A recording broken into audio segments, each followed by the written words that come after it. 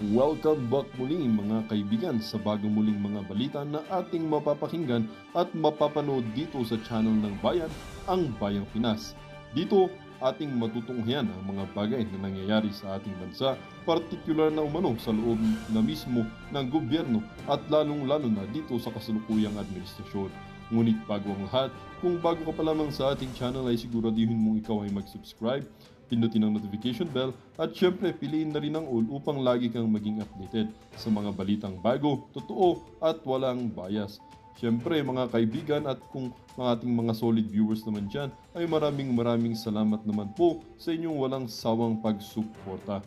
At huwag din pong kalimutang magpakita ng suporta sa ating channel sa pamamagitan ng pag-like at pag-share sa ating mga videos. At syempre mga kaibigan, kung meron ka naman pong hinaing at opinyon, ang ating comment section ay bukas para sa inyong mga opinyon at mga hinaing at kung ano po ang nais nyong sabihin sa ating mga gobyerno upang mabasa na ito.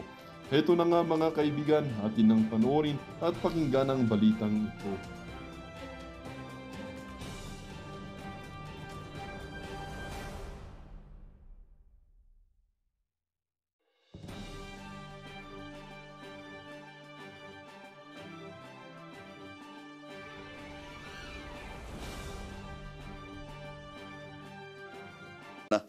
Naka-region nyo rin po, Region 4A.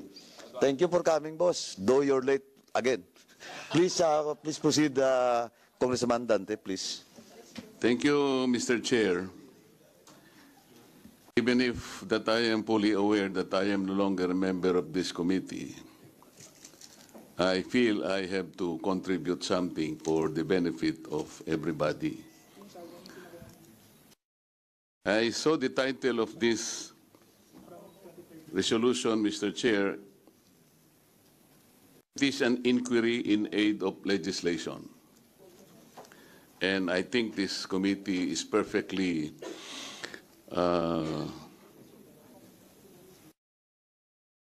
right in conducting one because this is a right enshrined by no less than in our Constitution. But I was reviewing the case of Neri versus Senate, Mr. Chair, GR number 180643, March 25, 2008, where the former Chief Justice of the Supreme Court, Reynato Puno, had the opportunity of positing that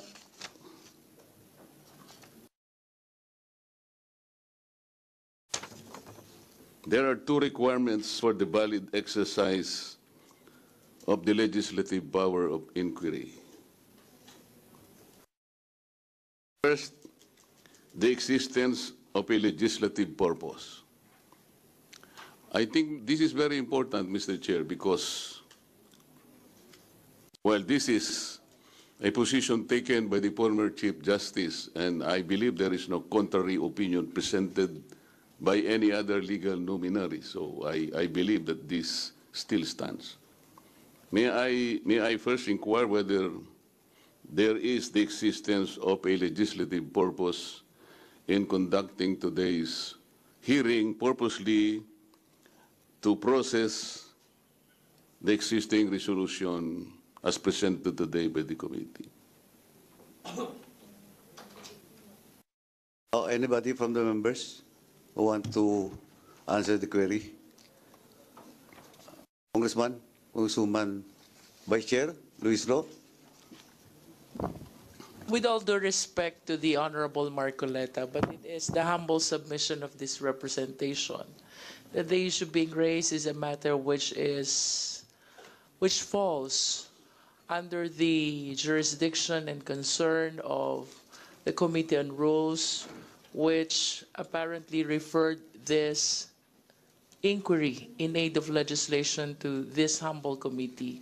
So, with all due respect, Honorable Marcoleta, I believe that the discussion of this concern is already moot and academic in as far as the Committee on Public Account is concerned. With all due respect, I beg to disagree, Mr. Chair, simply because I think before the resolution was filed, there should already be a contemplated legislative purpose. That was the postulate given by no less than the former Chief Justice. The reason being that if there is no legislative purpose, we will be concentrating on matters that may not be related to that purpose. As a matter of fact, one of the other limitations set out in this case is the pertinency of the question asked. This is related to the first. Why? If we have no existing legislative purpose, the questions that may be asked could be anything. It would be a wayward questioning until probably somehow one may think of something that could be a subject of legislation. That is not the case. I think this particular pronouncement of the former Chief Justice is designed to guide us.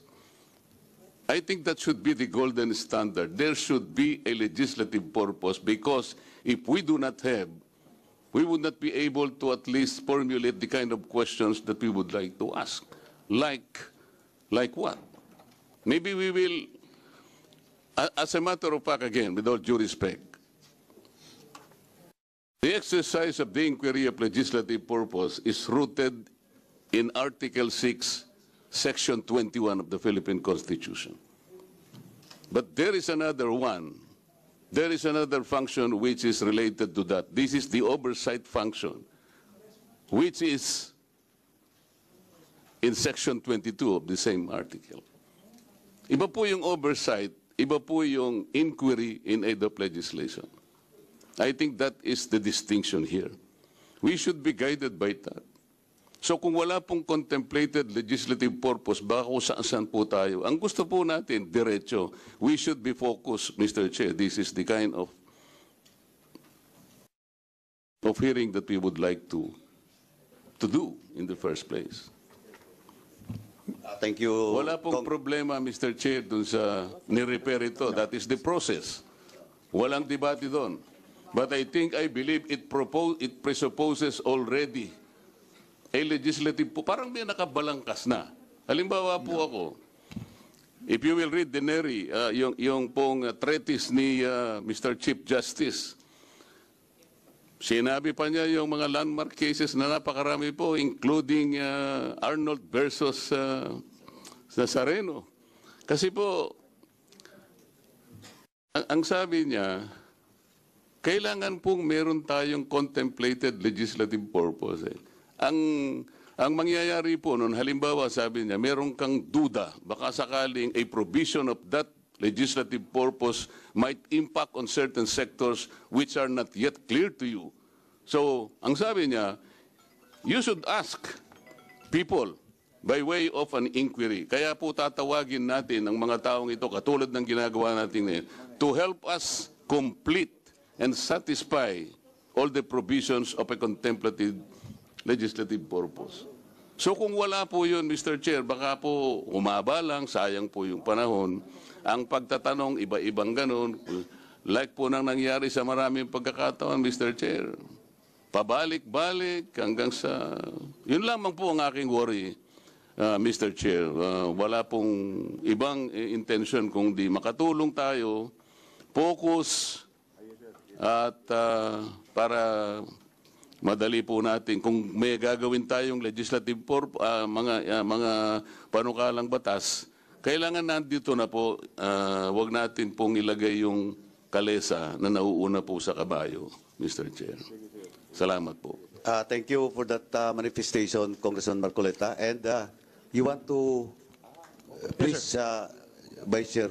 Thank you, Mr. Chair. I agree with Congressman Marcoleta that that is the intent of that decision. But, Mr. Chair, as correctly stated by Congresswoman Luistro, that should have been taken up with the Committee on Rules. Now that it has been referred to the committee, I'm also sure that the case cited by Congressman Marcoleta did not require Congress to have an existing or proposed legislation before we could conduct investigations in aid of legislation. In fact, some of the probable output of this hearing would be correcting certain rules of COA regarding auditing, including our old local government code, which could probably be also amended as a result of this investigation, Mr. Chair. What he was saying was right, Mr. Chair, in a sense that the investigation must lead somewhere, and that somewhere must be in a form of legislation. So I agree with Congressman Marcoleta, but at the same time, this investigation is not for any other purpose other than pursuing probable legislation, Mr. Chair. Thank you, Vice Chair If Flores. I Sir, just- sandali po, please, before you speak, Congressman Marcoleta, please wait to be recognized by the chairman. Let me speak. Congressman Marcoleta, please wait to be recognized by the chairman. Let me acknowledge the presence of Representative Romeo Ismumo, representing First District of Surigao del Sur. Thank you, sir. This will be the last note, then the chair will speak with regards to the query or manifestation made by Chairman Congressman Marcoleta. Please proceed. I will give you 3 minutes for that purpose, Congressman Marcoleta. Please proceed. Thank you, Mr. Chair. It is precisely the reason why there should be a legislative purpose, Mr. Chair. Yung pong ating gagawin, it's not for a possible lead to a legislation that might be taught later on. Hindi po yung afterthought eh. Ang sinasabi po nung NERI versus Senate, yung pong kahalagahan ng legislative purpose para focus na focus po tayo. Kapag alam po natin yung purpose natin, pati the kind of questions and the persons na gusto nating tanungin, alam natin kung sinong departamentong makakatulong na sa atin because meron nang nakabalangkas na isang panukalang batas. Kung wala po yun, wayward nga po yun. So mas maganda po yung meron nang nandyan kaysa po isipin pa natin, oo nga pala, pwede palang magyari na magkaroon pa tayo ng batas sapagkat meron tayo sigurong nakalkal. Parang gano'n. Baligtad, Mr. Chair. Salamat po. Thank you, Congressman Marcoleta. Last to speak before the chair will deliver my manifestation of position with regards to the query or manifestation made by Congressman Marcoleta. Yes, Chairman Ako, please proceed. Thank you, Mr. Chair. I do not want to debate with the erudite Honorable Marcoleta, soon to be senator. But there's a Supreme Court decision also entitled Romero versus Estrada, decided in 2009, which states or which clarified that a legislative investigation in aid of legislation is different from court proceedings. Inquiries in aid of legislation are utilized to enable the legislative body to gather information and thus legislate wisely and effectively, and to determine whether there is a need to improve existing laws or enact new or remedial legislation, even if the inquiry need not result in any potential legislation. Kasi if we really would want to come up with a law or to amend any law, there's a need for the legislative body in its inquiry to gather information and data to guide the legislators to come up with a law. I think that was the intent of Romero versus Estrada, decided in the year 2009, Mr. Chair. Maraming salamat po. Thank you, Chairman Ako. Well, in fact, it's not only with Romero and Estrada, it also was cited in the Chartered Bank Supreme Court ruling, no? Yung sinasabi nating question of investigation and aid of legislation. But this will be the last now so that we can proceed with the interpellation period. Chairman Dan Fernandez, Yes, thank you so I will much, give you 3 minutes. Please Thank proceed. you so much. The very intent and purpose why we filed this resolution, Mr. Speaker, Mr. Chairman. Mr. Chairman, the very essence and the very heart, on filing this resolution was based on the legislative intent on amending Republic Act 3019, the Anti-Graft and Corrupt Practices, particularly Section 7, Section 8, and Section 9. The Section 8, Section 7 states that statement of assets and liabilities for every public officer within 30 days must be filed and approved by this act. Nung the last hearing, Mr. Chairman, we have asked for the SALN of those personalities or resource persons that we have invited. And under Section 8, meron din pong intent from this sponsor to amend Section 8 and Section 9, particularly the penalties for the violations. And the power of this committee, the oversight power that was given to us by this Congress, is to monitor and to conduct hearings and investigations and reports, and at the same time, the power to subpoena witnesses and the documents. Our authority to monitor and review those accountable people is vested in this committee. And that's the reason why, sayang, wala na si Congressman Marcoleta. May tatanong sana ako sa kanya. But since wala na po siya, I will not be asking those questions anymore. So, Mr. Chairman, that's the very intent and purpose of filing that resolution. We are not filing that because wala po tayong purpose doon sa pagbabago ng batas na ginawa po ng Kongreso nito. We want to change the laws that we approve in order to para ano po tayo, kasi evolution po tayo, nag-evolve tayo and we need to change our laws. Yun lang po. Thank you, Chairman Dan. Just to make it clear that the resolution that was filed by the members of this House, well, in fact, emanates from the complaint and the case that was filed in the Ombudsman. That's number one po. Now, second, it was clearly stated by Congresswoman Luistro, at the same time Chairman Acop, with regards, and Vice Chair Flores, with regards to the possible legislative action that will be undertaken by this committee. Well, in fact, ako Mayor, Vice Mayor, and the whole resource person nandito, though this resolution was referred to, no, the Committee on Rules, sa committee po, diligently we do our work to check if indeed there is a basis for this investigation. And we, for the past several years, na ako pong chairman ng Committee on Public Accounts,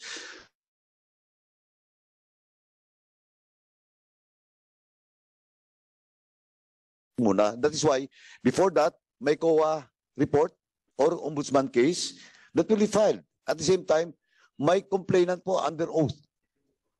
Lahat po. Well, in fact, siguro monitor nyo rin, no? At saka I will spare no one.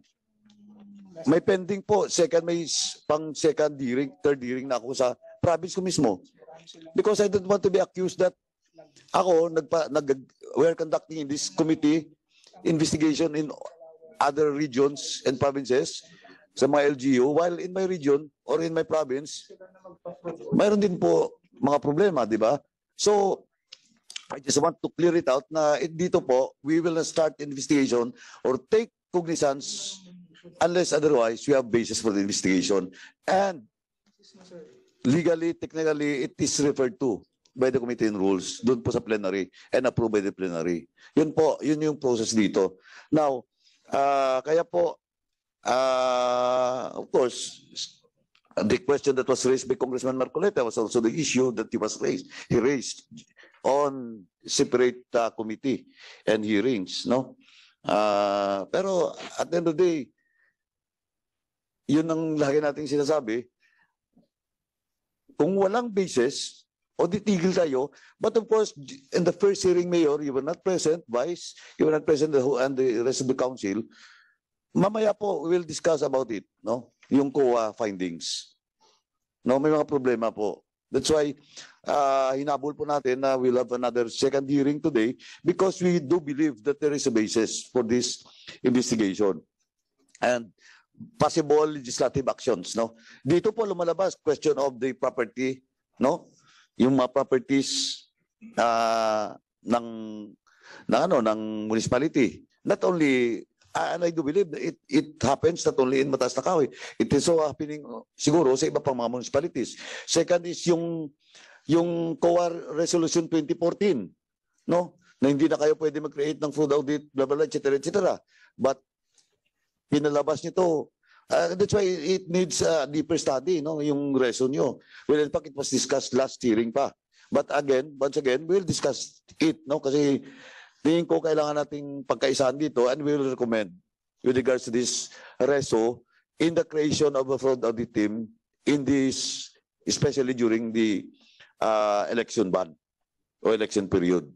Kasi ito po yung reso nyo 2014. Now,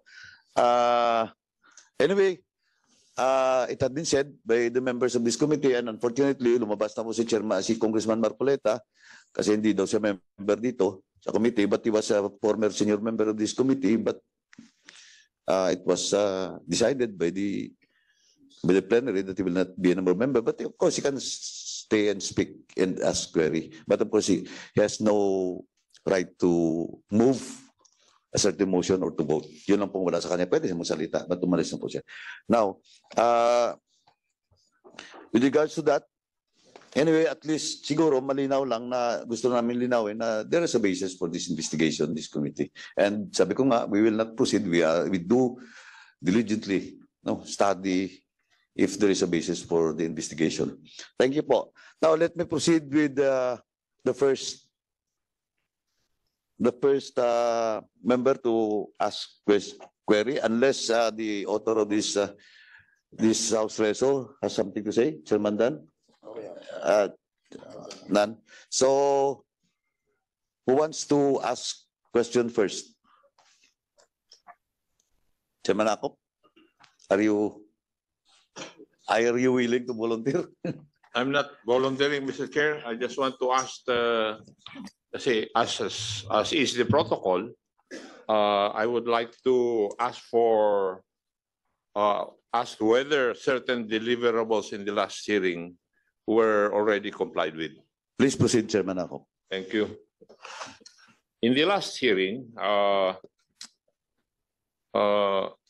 we directed the COMSEC to issue show cause order for the following: Vice Mayor Ilagan, all councilors of Mataas na Kahoy, the BPLO, Municipal Planning and Development Coordinator, the Municipal Budget Officer, the Municipal Accountant, the Municipal Treasurer, Municipal Assessor, Municipal Engineer, the Bids and Awards Committee officials, the Chairman of the Technical Working Group of the Bids and Awards Committee.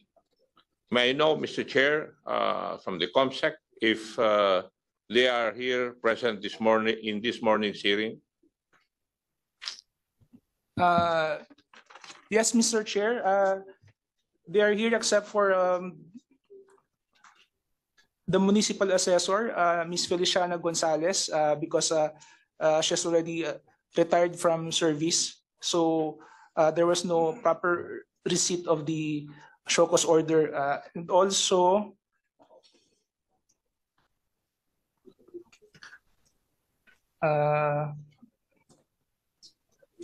the SK chairman, he did not receive the show cause order. Melvin Lucero, Mr. Chair. So all the others required to answer our show cause order are present in this morning. Yes, Mr. Chair. Thank you. Now, in the last hearing, the COMSEC was also directed to invite the contractors of Mataas na Kahoy for the 3 infrastructure projects whose deadlines were extended. Are they present in this morning's hearing?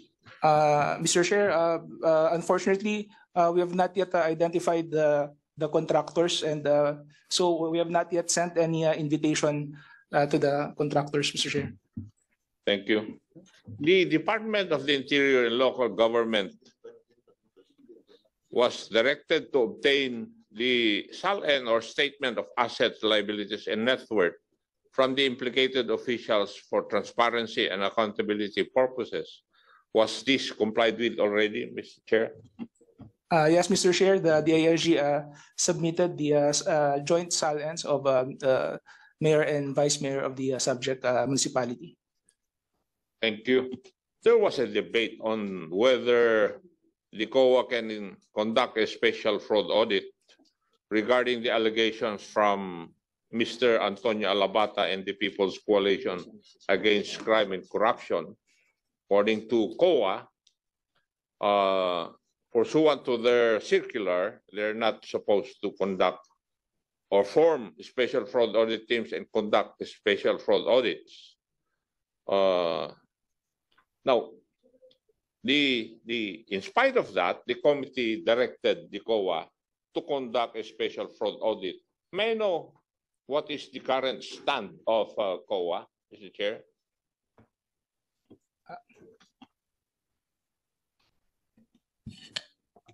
Good morning.